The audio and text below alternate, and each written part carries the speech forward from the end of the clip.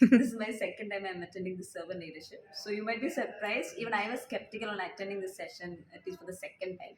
But there was a gut feeling in me that this would turn out well, and it has gone out very well actually. And actually, from the last role that I played, it has gone to an extreme level wherein I wanted to know how this will be turning out, how much excelling it would be in this time.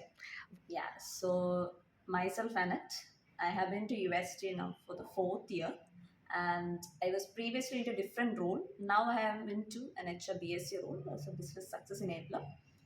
Yeah, so even from the last time I attended, that was like 1.5, 2 years back actually, the servant leadership, it was a fully new philosophy for me.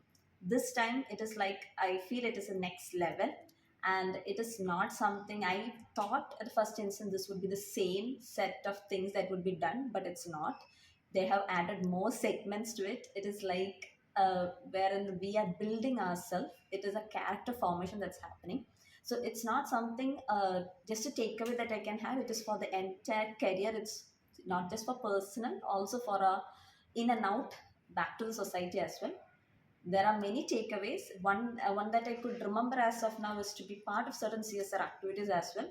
Even though we might tell, we might be giving alms to the beggars, or we might think of doing some good by going to the church, by giving alms in such manners. But more than that, there is something like planting. There might be something that we being part of the community of an office where also we are expected to do something. So those initiatives I would like to be part of. This is something that comes to my mind rightly. So as this term itself, from the servant leadership, this philosophy of this leadership states so, although it is a totally oxymoron term, I would also like to implement in the team as such, maybe the team that I'm being part of, or maybe the peers or the stakeholders that I'm into, more than more than into a powerful role. It is something that we need to gather it through love, and that is something we need to do it through our actions, through how we behave with them, or how it is being reciprocated.